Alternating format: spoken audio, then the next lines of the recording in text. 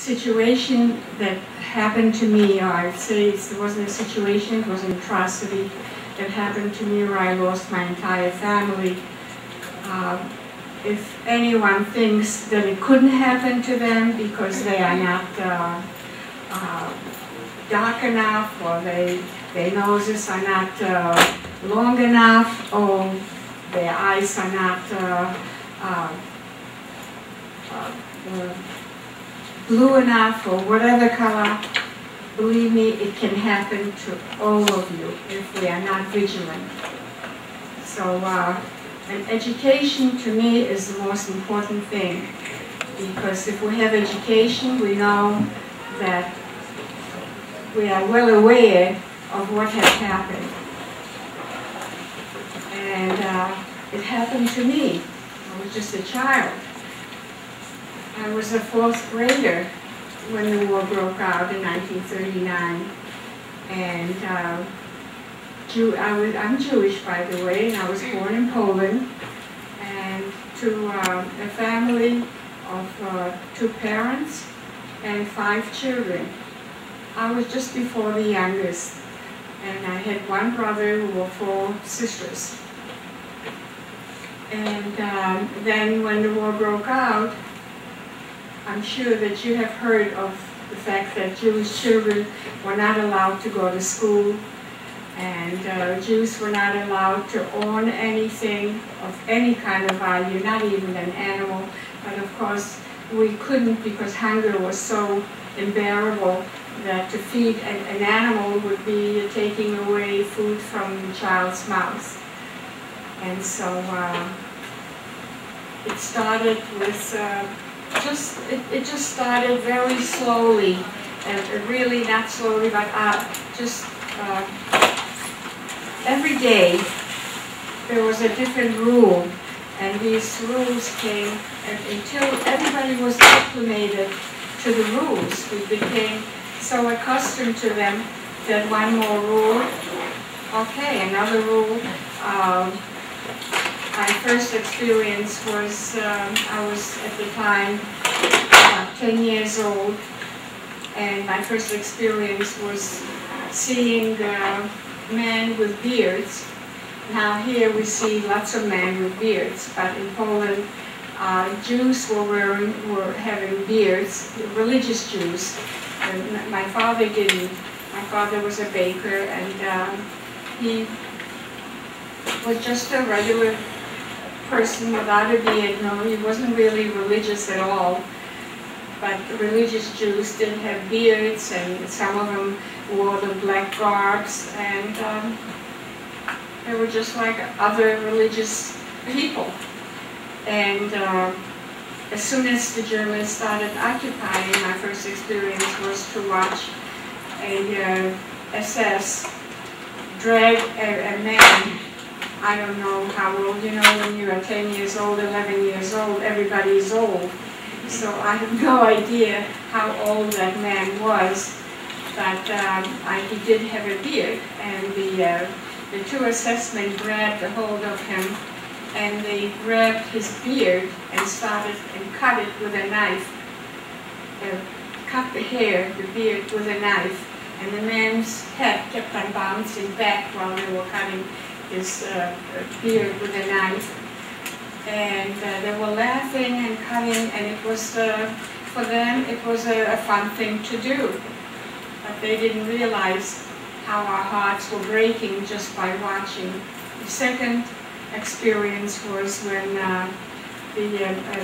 my next door neighbors, my little girlfriend, next door neighbor, her older brother, came home from being caught on a job, and he came home and he was covered with feces. And his sister asked him what happened, so he told her that the Germans made him clean outhouses, and when he finished cleaning the outhouses, they made him smear himself with feces.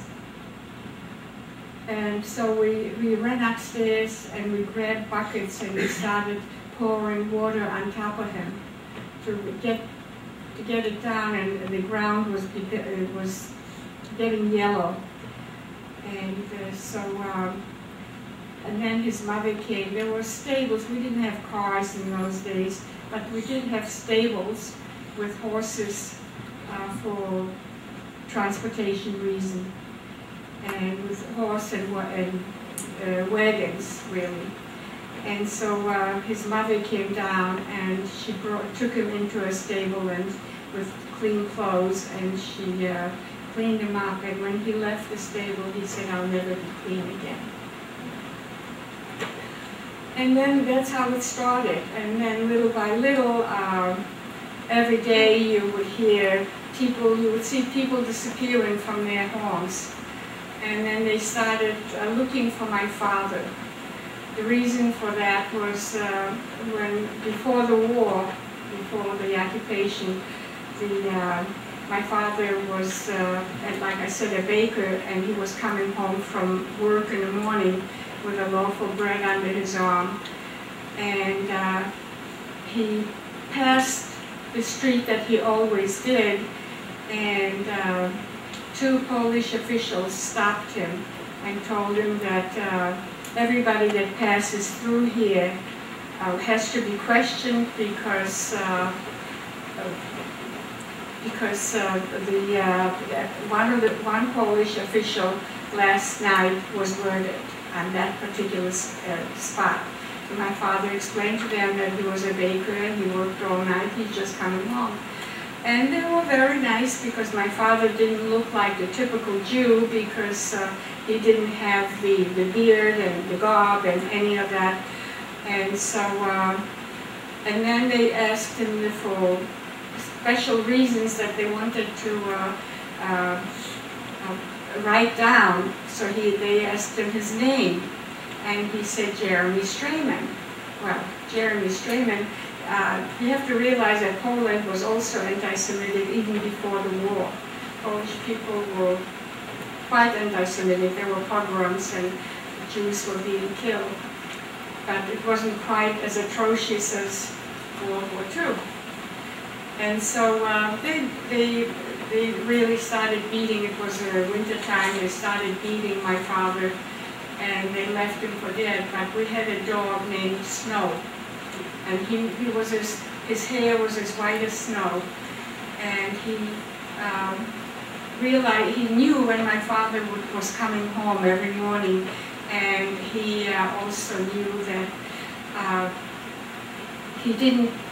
He knew he knew, but he didn't need a clock to know, and so he jumped on my mother's bed and tried to pull the covers off of her, and my mother wouldn't budge because we didn't have gas stoves or gas ovens or heating just to press a button. We had wood stoves and coal, and we stayed in bed until our father would come home. And when my father would come home, he would light the fire, and then everybody would get out of bed and have a nice piece of fresh bread. And so nobody would get up. She had small children, and nobody would get out of bed. So, but Snow would not take no for an answer, and he jumped on the window and broke the window and flew out. And soon, then he came back with our father. He revived him and came back with our father, and then the neighbors came down and helped our father to his bed, and he told the story of what had happened. Ever since then, everybody that passed that particular area was marked as a communist. And being a Jew, of course, it's a Jew communist. So so what happened was, as soon as the Germans started occupying, they went with the list and they started looking for the communists. And then they knocked on, first it was the Polish police. This was before the ghetto. And they were looking for my father, and my father was not in hiding yet because he wasn't aware that he was being looked for.